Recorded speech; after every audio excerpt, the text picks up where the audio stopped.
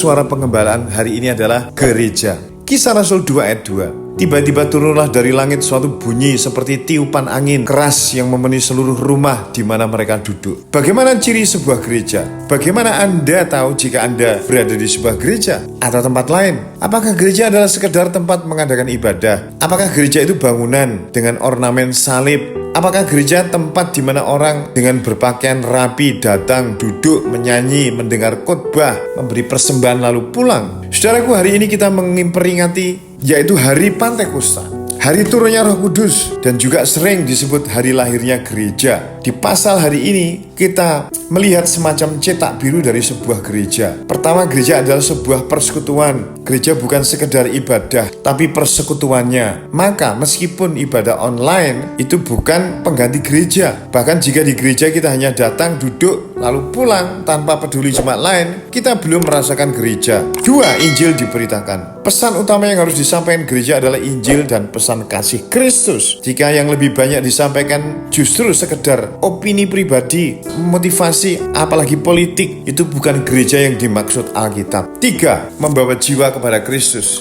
Ini bukanlah tugas pendeta, tapi kita semua sebagai bagian gereja. Kita membawa jiwa yang terhilang kepada Kristus agar mengalami kasih-Nya, bukan sekedar mengajak orang untuk menjadi jemaat. 4. Roh Kudus. Semua hal ini tidak bisa dilakukan tanpa Roh Kudus. Gereja butuh Roh Kudus untuk menuntun dan memberikan kuasa dan hikmat-Nya. Tidak sekedar punya etikat baik, tetapi juga berhikmat. Tak sekedar mau, tapi mampu. Roh Kuduslah yang akan memampukan kita. Menaati kehendak Roh Kudus juga akan menjaga kita untuk tetap berada di jalannya. 4 hal inilah ciri gereja. Gereja yang sungguhnya bukan gedung, melainkan kita. Artinya 4 hal ini harus ada dalam hidup kita. Sudahkah kita punya persekutuan dengan saudara seiman? Atau menjadi saksi membawa jiwa serta hidup dalam tuntunan Kristus? Saudara bisa menjawab sendiri.